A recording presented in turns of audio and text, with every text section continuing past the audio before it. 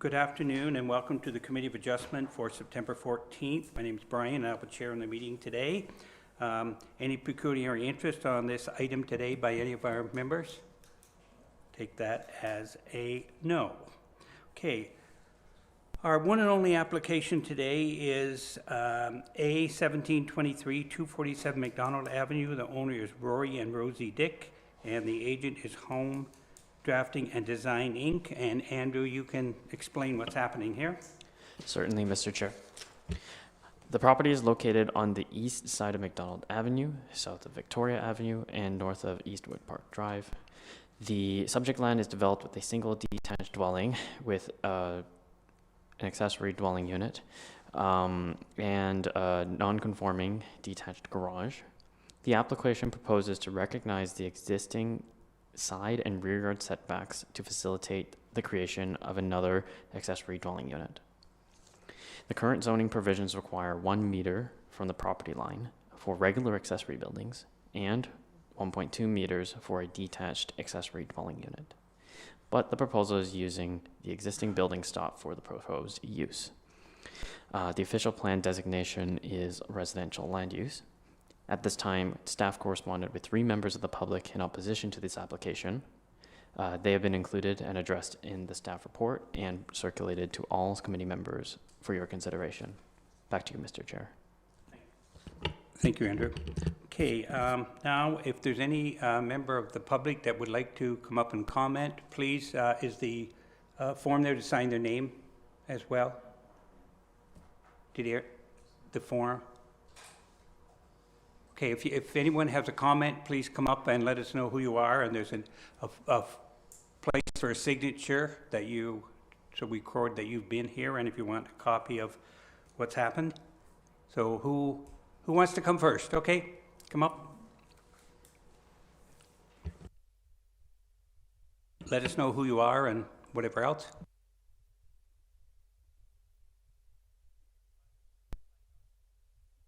There we go. Oh, I'm live. My name is Mary Parr. I've lived at 249 McDonald for 30 years. It is a residential area, has been the whole time. My concern with the property next to me, 247 McDonald, a couple of concerns is that there's already 2 units. The main house is rented. They're putting a 1-bedroom in the basement and then another 2-bedroom unit in the garage, which is 0.6 of a meter away from the property of other people. And I was informed that in order to convert this property, they need their own sewer line and water line, which means digging up the driveway. I don't know where the water's going to go. That property beside me is about 18 inches higher than I am. I already have flooding issues in my yard in January when we have a thaw or the spring. So if they're putting a 2-car parking pad on the front lawn and using green space, which would drain water, it's going to run across my driveway and into my yard. That's just the flow. There are no curbs on McDonald Avenue to redirect water into the sewer, which is at the corner of Victoria and McDonald. We know that there is a groundwater, underwater water stream that goes right under that area. The house, not sure if you can see, but this house, this property here, number 2 of Eastwood Parkwood. So the backyard of that property backs onto the south side of the property here. And that house has been underpinned. Extensive expense to the homeowner. They have pinned that house with steel beams to keep it from settling because of the underground stream that's under all of those homes. So my concern is all the flooding that's going to be happening, and it's inevitable to happen because you're taking the green space away. It already happens without a 2-car parking pad on the front lawn, a 2-car parking pad on the back lawn. And I thought, and now I've done my own research here, and Page 64 of the code, item number 14, it says accessory buildings must be connected to the street with a sidewalk of at least 1.2 meters wide. So if this garage is at the back of the property, where is this sidewalk going? And again, that's taking up more green space. And item number 15 in the building code says accessory building cannot take up more than 40% of the yard in which it is located. So I didn't have my son do the calculations, but he did do the calculations on the front, and the parking at the front of the property can only be 40%. So they're at 39.83% or something for the parking pad, for the amount of parking on the front lawn. But if you're digging up the driveway to put in sewer and water, why not widen the driveway instead of putting a parking pad on green space? You've already rented to a family with 4 little girls. Where are they going to play? I think some consideration needs to be taken regarding this application. It's affecting my property, 1, 2, 3, 4 properties, and we have a family that cannot be represented here today due to health issues on the opposite side of them. Okay, Andrew, did you want to comment on any of those items? Yeah, so drainage, in terms of drainage, the property should not be draining onto other people's property. Right. And that would be more of a private matter between you and the landowner here, in terms of if this property currently and will drain onto someone else's property. As for the separate water line or servicing, they're not allowed to have a new servicing line, but they can extend their existing services towards the structure. Whether or not that requires the removal of the driveway will be done through their building permit.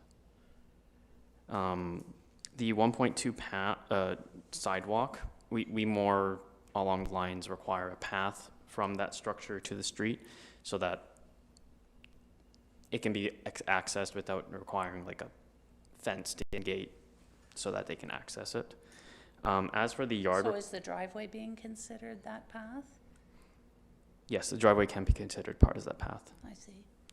So not an additional path is needed, but there needs to be somehow a way for, if you were a resident, to get into your unit without needing to go through a lock or be obstructed from your unit. As for the yard requirements, the 40% is used twice, 40% landscaping in the front yard. So the plot plan does demonstrate it, but we'll check it during the building permit. It's not been requested that those provisions get relief for, but there are orientations for this driveway to be constructed to be in compliance with zoning.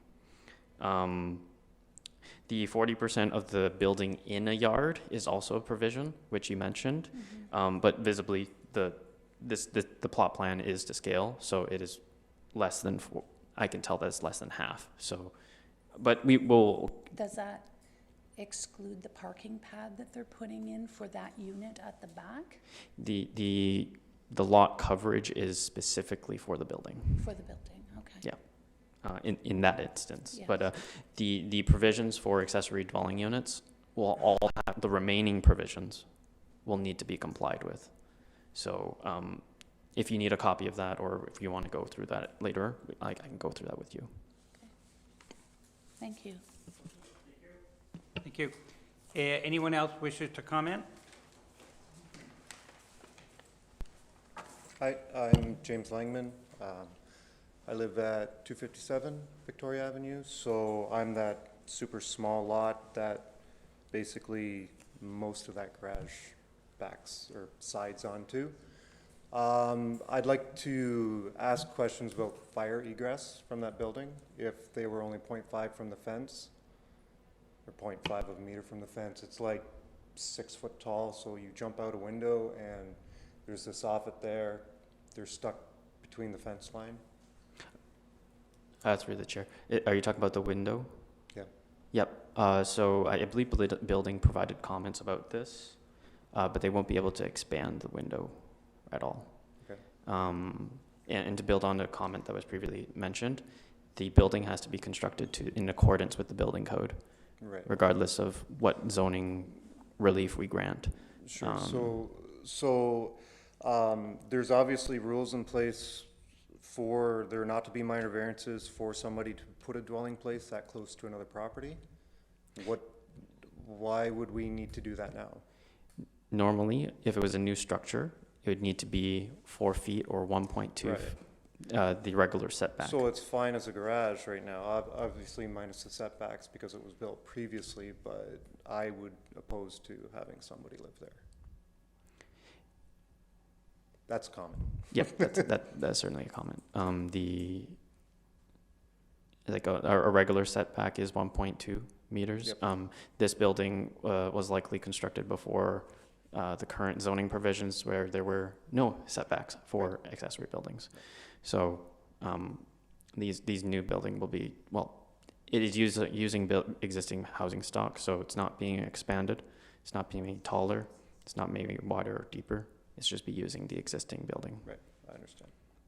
Thank you. Andrew, this new building's going to be a one-bedroom? Two bedroom? I think the floor plans say 2, just like. 2, okay.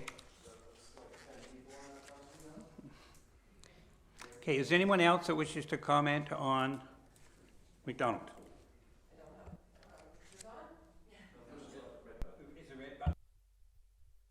Talk? There we go. Sorry, this is all new to me. I don't speak as eloquently as other people. I am the home owner with him on 257 Victoria Avenue. We do have the smallest lot there. That garage butts up like literally so close to our fence line. I'm not sure how comfortable I am with having a whole new family or 2-3 people potentially living back there in that little tiny garage. It windows right into our house. There's absolutely no privacy at this point. 10 new people back there with my 2 young children.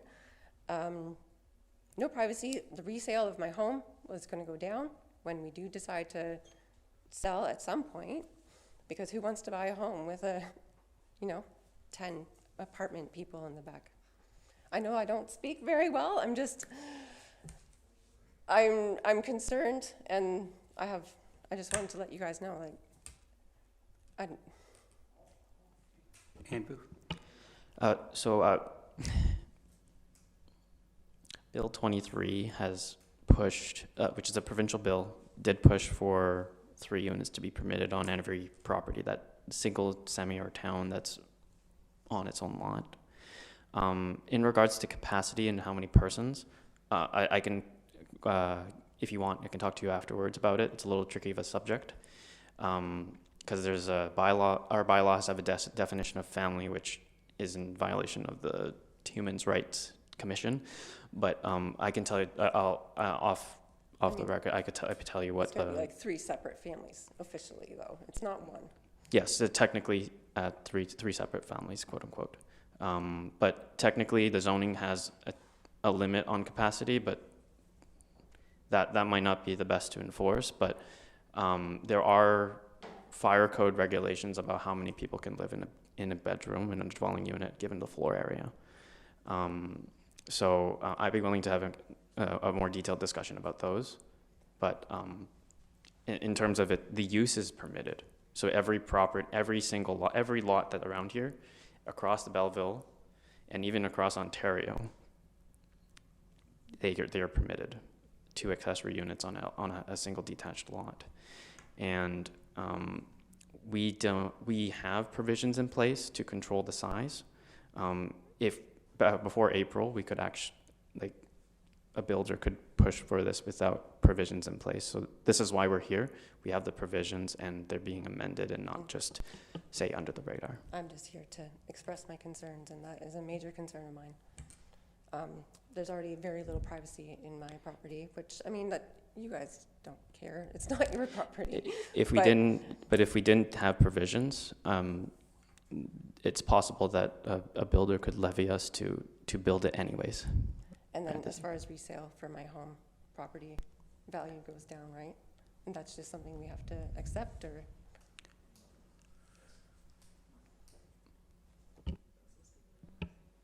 Well, it's hard to say whether your property value is gonna go down or not. It's, in this Yeah, I day, don't have this, those. in this day and age, Oh, doesn't I matter know, what it the goes- building it is, it goes seems to up be and going down, up, but- so. But I mean, I Belleville appreciate and your the concerns. residential area that we're in, it was a nice residential area, and now apartment dwellers everywhere, so. That's all I really wanted to say, and thank you for listening. Okay, thank you. Okay. Anyone else wishes to comment? Hello there, I am Andrea Critch. I am at 265 Victoria, so I have one of the biggest lots that back onto it. One of the things is privacy is a concern for me.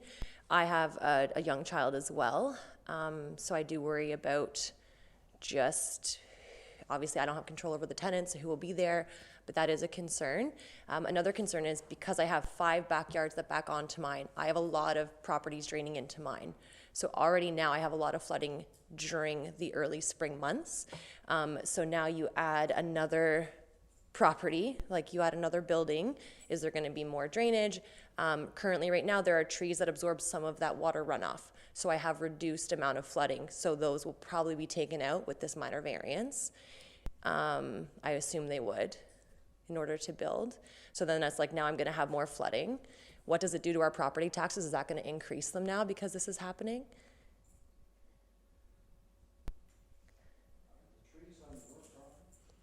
I would have to see where the, probably not. I don't know based on, I'd have to see where the pin is. So I'd have to, Yeah, I'm not really understanding what you mean by Well, your I just think taxes going because- up if they're building a new building next door. because currently right now there's a bunch of trees, like for privacy. So there's trees in between our properties. So with this minor variance, they would basically chop down those trees, obviously, to take back that bit of property they want, which means I would now not have trees absorbing some of the water. Yeah, through the chair, there's no new building being constructed. It's using the existing garage. Right, but they're gonna leave all the trees intact? There is no tree retention bylaw, but we can forward that Right, to them. and then what about how currently on that building that's there, it is draining directly into my property? Their eavesdrop comes right into mine. We'll bring it to their attention. Yeah, because that would need to be changed as well. If you could, yeah. But typically, drainage onto someone else's property is technically a civil matter. Great, okay. That's good to know. Thank you. Okay, thank you. And who's next? Anyone else? Yeah, thank you, Chair. I'm Steve Phillips. I represent the clients, the owners of the property. Okay. Home property was supposed to be here today. We're stepping in on their behalf. My clients and the homeowners have all of the intention of providing quality housing. Everything that we have done to this property has been above board, beyond standard. We've met with the city. We're working with building inspectors right now for all of the compliance issues that are dealing with the actual structure. By no intent is anybody trying to disrupt or disturb any of this property. To answer your question, the trees are not part of a removal process. We are just simply trying to bring housing to the community, which is in dire need of housing. There is nothing going on in which we are not here to work with the neighbors that are here. We intend to be there for them in communication with them. And we've been in good communication with the direct neighbors and working with everybody as best we can. So we will continue to do that to our best ability, and we're here to work with people. We're not trying to create something that's an eyesore. There was just a recent sale on McDonald just a couple of weeks ago of $1 million for a triplex, for a purpose-built triplex. It's $1 million sale for a triplex. I don't think the value of the properties are going to be diminished in any market, especially if we're bringing housing to the market. So just to clarify those points, I thank you all for your time, but just to... Just a question. Yes, sir. These trees that this lady mentioned, Yes, sir. are they going to be removed, do you know, or are they? They're cedars across the back property line. They're as old as many of us, I'm sure. They're quite large. It is not our intention to remove anything. Okay. As you can imagine, we're trying to bring quality housing. We also want privacy. It is very hard to bring housing to the market when everybody's staring at everybody. It's clear. So we're going to try to keep as much of that as possible. It is not our intent to do anything detrimental to the property. There is some siding that needs to be corrected. You can see by the pictures that were shown earlier, it's in need of some love and some work. And this garage will be a very sustainable, beautiful property when we're done with it. It's currently a rundown garage eyesore that we're gonna make better. Okay, thank you. Thank you. Anybody have any question? Anyone else in the audience? Come up, yep. Sorry, I know I was up here and That's taking okay. time, but I just want to clarify. So regardless of our concerns about this existing garage, which is not on a foundation, it's on a floating slab, that the owners can convert that to have 2 people live in it, regardless of the 1.2 meter requirement on the north side and the east side. Yes, that's the purpose of the variance. Okay, but you have the opportunity here to have a conversation about whether that's the right thing to do, because the building code specifically says 1.2 meter. So the standard that's 1.2 meters is from zoning. Yep. The building requirements for being closer to the property line than expected needs, that is an Ontario That's why we're building here. code. But that we're not amending the Ontario building code. Essentially, if the building is too close, the building needs to be built at a higher standard in the building code in order to be compliant with that code. How far it is, the standard is not as intensive if it's closer to the property line. So like again, the building's not being added to, it's not being made taller. So our water concerns are not a concern?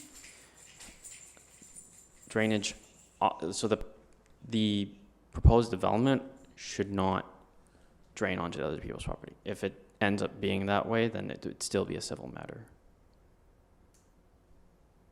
Because zoning doesn't specifically address drainage. Okay, thank you. So is there any further comment by anybody in the audience? Greg? Sorry, through the chair, I just wanted to kind of elaborate a little bit on the variance process and how it relates to this application, because we've heard that the province has mandated about second and third units on properties. And so essentially what the committee is tasked with looking at here is we have an existing building, and so by virtue of being an existing building, it's allowed to stay there and occupy that footprint despite the fact that it doesn't meet the standards. And we have a zoning bylaw that says if someone wanted to come in and tear down that building, they could put a new building meeting the proper 1.2 meter setbacks, and they could use it for a unit without coming to the committee. So I think what the committee is really tasked with evaluating is, does using the existing building with its deficient setbacks cause an unreasonable impact that would be prevented if they tore it down and moved it over a couple of feet? And that's really kind of the planning matter that the committee has to focus on with this. And I understand the drainage is also a concern, and I think just from my perspective, it's something where, again, as my colleague has said, you can't direct water onto your neighboring properties, and so that is a civil matter that way. But the zoning bylaw regulates the amount of hard surface that you're allowed to have in a yard, and with what they're showing, it's still within what is allowed under the zoning bylaws. So it comes down to then a separate process almost under the Drainage Act in terms of if they are causing undue flooding or possibly a property standards issue to be looked into that way. Thank you, Greg. So is there any other questions or concerns today? Yeah, I hope that what Greg has mentioned there helps to understand the process, that this building does exist, and that's why we're here, to allow the building to be converted when it is closer to the property line than would otherwise be if it was like a new building or whatever. So that's why we're here today. Okay. Go ahead. Not sure who this is for. The building that's there, the pad is there. Are the walls going to be taken down and replaced, or are they going to be used? And the roof the same, like the rafters? No, and the existing structure is not being modified as far as a removal of any of the walls. There's no, there's no requirement for It's us. it's interior. It's, yeah, we're just gonna be framing up the interior dividing walls that are there and insulating and bringing up to code, as Andrew's mentioned, for everything else. It's just a matter of No, improvement. It's not a reconstruction by any means. okay, and you're also going to do some work on the outside to. Of course, yeah, yeah. We've got, this structure just needs to be improved and beautified right now. It's sitting there and it's in rough shape on the exterior of the property, of the building. We're going to make it look better. The exterior of the main property is also, has future, you know, modifications that can be done as far as siding and color and all of those things. But it starts with the garage in the back first, and then it'll be done. Thank you. Thank you. Okay, thank you. This lady, you had another comment? I could have many comments. I won't keep everyone here for hours. No. I can do that, but I won't. I guess my thing is then if we're talking about getting the back of the property, the back of the garage, how are you going to get back there without cutting down trees?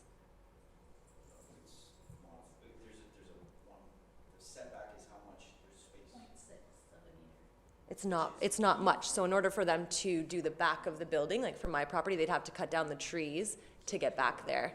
Because there is a chain link fence as well that separates our property.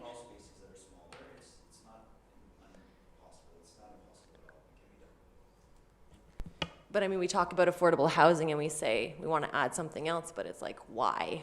Why there? Why not buy another property and then make a triplex where there's more space for people? You know, there's those things, but what are next steps? Can we appeal this? Can we appeal it at all? No, Andrew, you can just that. Do one thing at a time. So if that portion of the wall needs to be maintained, they should do it with on their property, and if they can and need to go onto the property, they should arrange with you as the property owner, as the abutting property owner, to not trespass. As for appeals, the province graciously removed the public appeal process for the Committee of Adjustment. So this is the best time to speak about the application so that the committee members can receive your feedback and incorporate them into their decision, or at least, consider them as part of their decision. I mean, it sounds like it's already a done deal, so there's nothing we can do by the sounds of it. Again, we're not here because it's not permitted. We're here because the building that's being converted is in a non-compliant spot. Right. It's basically closer to the lot line than would otherwise be allowed. That's really what we're dealing with today. Yeah, right. Thank you. Okay. Thank you. Okay, any other questions, comments? Having no further discussion, what action do you wish to take? Moved by Jack, seconded by Joe. All in favor? Thank you. Done. Okay. So our next order of business is the confirmation of the minutes of our regular meeting of August 17th. And we need a motion to approve. Moved by Jack, seconded by Joe again. All in favor? Okay. Other business, I just spoke to Greg about whether we were, and he's going to check into whether we are getting a new board member soon, and he'll let us know maybe at our next meeting. Any correspondence other than what we've got? No? Okay, and our next meeting is October the 19th, and other than that, if we have no further business, an adjournment. Oh, Greg, sorry. Sorry, just further to the earlier point you made, Mr. Chair, about a member. I checked in with Corporate Services because they were going to appoint somebody, but it appears there was no one available to appoint, and I think they're going to look into whether they should be advertising for applicants or appointing at large. So Okay. that's still in progress. You can give us an update next month. Thank you. Okay, Going forward, we're gonna run into more and more of these, with these garages. Is there any way that we could have a better explanation to the citizenry of like basically how we're handcuffed on those situations where we really can't do anything? And I think it makes them feel like they're really, we're really against them or we're not. We're basically handcuffed in this situation. So I'm not sure exactly what the right approach would be, but maybe something on the public notice or some kind of consideration be given. Andrew, I don't know if you can add anything to that, I'd other than prefer, what you've already, I'd prefer not to make the notice to be just one large explanation about Bill 23 and this textbook about how they're all permitted, and technically the notice just needs to address the relief that's being granted, if I'm correct, right, Greg? I mean, technically, I think when we craft these things, we try and make them as straightforward and relevant to the people who are going to be reading them as possible. And we can certainly, I think we can try and maybe include a little more detail. The challenge is that they're just, it seems to be what's driving the committee process at this point. There are so many of these applications coming forward, and you're right, it is a rock and a hard place where things are stuck. So, yeah, I'm hoping it's something that can be addressed through zoning in the future rather than forcing so many variances, but we'll have to see how that The zoning bylaws that are being changed right now are being ready to send to Toronto. Is there anything in those to make a